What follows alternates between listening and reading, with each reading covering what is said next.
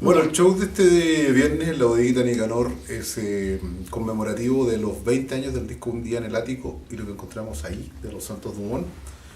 Fue un disco que grabamos el año 1995 y fue editado por el sello EMI Odeón. Eh, Justo coincidió con un proyecto grande que tiró la EMI que se llamó el Nuevo Rock Chileno. Entonces contrataron a una cantidad considerable de bandas y entre ellas íbamos nosotros con Machuca de Concepción, con la banda de provincia, las bandas de provincia. Eh, Fue nuestra llegada al mundo real, por decirlo así, de la música nacional, digamos, al mercado realmente nacional. Nosotros llevábamos 4 o 5 años trabajando de manera independiente acá en Concepción. Habíamos hecho algunas producciones en formato cassette todavía, estamos hablando de la época del cassette. Y este fue como nuestra consagración, por decirlo así. Básicamente porque en ese tiempo era como el parámetro de éxito, era así lograr grabar un disco con una multinacional. No fue tan maravilloso como esperábamos por hartas cosas, o sea, pero sí fue nuestra carta de entrada y el comienzo digamos, de todo un desarrollo que tuvimos más profesional, por decirlo así. ¿Cómo fue acogido este disco que es un tanto psicodélico? Se ha hablado de un tanto psicodélico. ¿Cómo fue acogido en la época? Mira, fue bastante raro todo lo que pasó con este disco porque nosotros como veníamos de todo un desarrollo a nivel independiente, habíamos creado mucha música con mucha libertad. No estábamos para nada acostumbrados a los cánones, por ejemplo, de lo que era la radio. Nunca habíamos pensado en hacer un single, por ejemplo, y los códigos radiales exigen un single de 3 minutos y medio, ojalá no más de 4 minutos. Y nosotros tenemos la suerte de que el director artístico de la EMI, Carlos Fonseca, fue muy respetuoso de lo que nosotros hacíamos y hizo un experimento y lanzamos, por ejemplo, un single que duraba 6 minutos y era en inglés. Entonces no te voy a decir que no fue bien, no nos pescaron mucho, nos criticaban bastante en ese tiempo, ahora muchas bandas cantan en inglés, nosotros la mitad de las canciones cantaban en inglés, la mitad en español. Y digamos que fue un disco, por decirlo así, incomprendido, por cliché que parezca el término. Ha sido mucho más reconocido por las nuevas generaciones. De hecho, nosotros mismos como que dejamos de escucharlo mucho tiempo, porque es típico que uno nunca queda conforme con lo que hace. Más aún en este caso que llegamos así como super pollos a Santiago y ahí nos encontramos con la cosa como funcionaba de verdad. Pusieron un productor musical que era Carlos Cabeza de los Electrodomésticos, grabamos en los mejores estudios con un buen presupuesto, entonces nos quedó, no sé, igual un poco grande, por decirlo así, comparado con el sistema que teníamos acostumbrado. Como te digo, con los años los seguidores del Ático han ido creciendo, digamos, por decirlo así. Yo creo que muchos de los seguidores del Ático ni siquiera habían nacido cuando salió. Pero con los años no hemos vuelto a la contraria, a mí me gusta mucho el disco, ahora me sorprende bastante la volada que estábamos en ese tiempo. Además en la provincia. Me emociona un poquito esa libertad, ese riesgo que tomábamos. Entonces la expectativa para este sábado es que haya mucha gente joven, en realidad. Yo creo que va a haber de todo, fíjate. Yo creo que va a haber de todo porque sé que también van a ir algunos tatitas, amigos, amigos que están como además en una edad intermedia.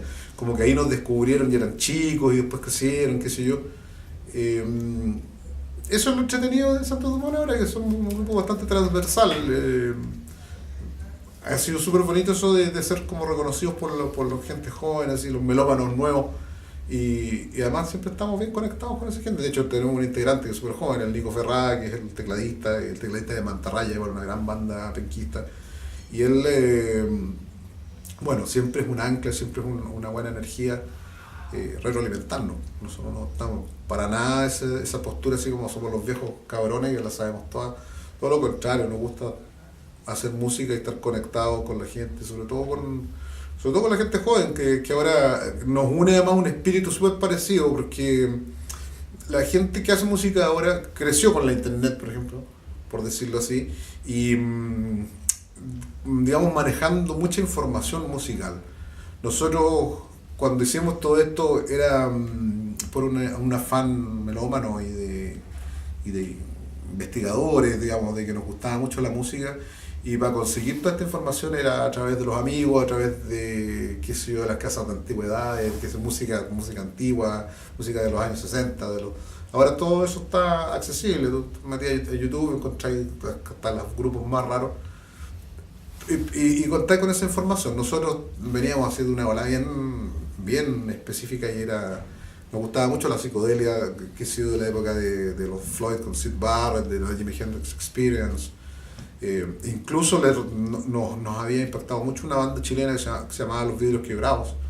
En la carátula original del Ático hicimos una especie de collage con nuestros ídolos, por decirlo así. Y era como una especie de homenaje, que nunca logró ser como tener como el tono así como era. Yo creo que nosotros lo que queríamos en ese momento era que sonara como antiguo incluso, pero fue hecho como con tecnología nueva y por eso no nos gustó. Pero ahora que lo escucho digo, claro, este sonido de los 90 estábamos ahí, de hecho debo decirlo, bastante adelantados para lo que estaba pasando. Y volviendo en la historia, más atrás de Un Día en el Ático, este es el tercer disco, ¿cierto? Este vendría siendo el tercer disco, porque nosotros estudiábamos en el Duoc y ahí grabábamos, como digo, en formato cassette. Éramos amigos del encargado del área audiovisual. El Iván Molina, nuestro baterista hasta hace poco, era el encargado del laboratorio de fotografía, entonces hacíamos carátulas en papel fotográfico.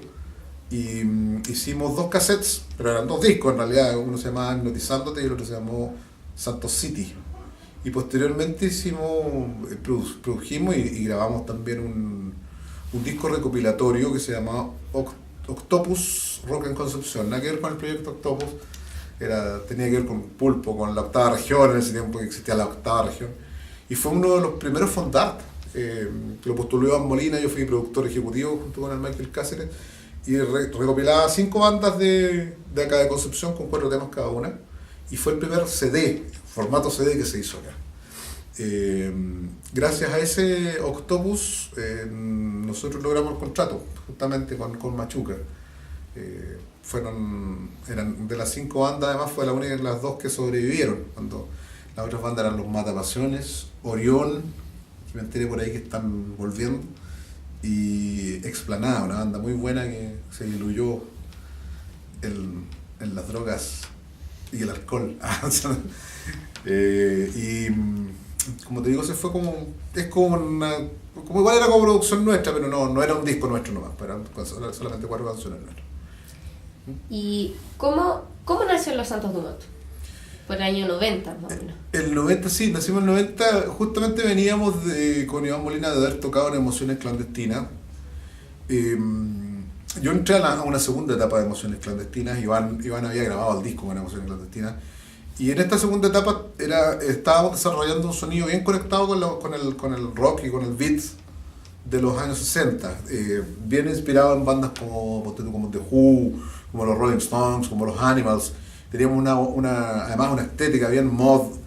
Y a finales del año 89, después de varias tocatas mal organizadas, y yo me había peleado con mi mamá, por ejemplo, porque me había decidido dedicarme a la música, y ella se oponía mucho, y ese año me lo jugué dedicándome a tocar con Emociones, y al final el resultado fue bien pobre porque tocamos muy pocas veces. Yo decidí salirme de la banda y posteriormente el Iván también, de Emociones Clandestinas.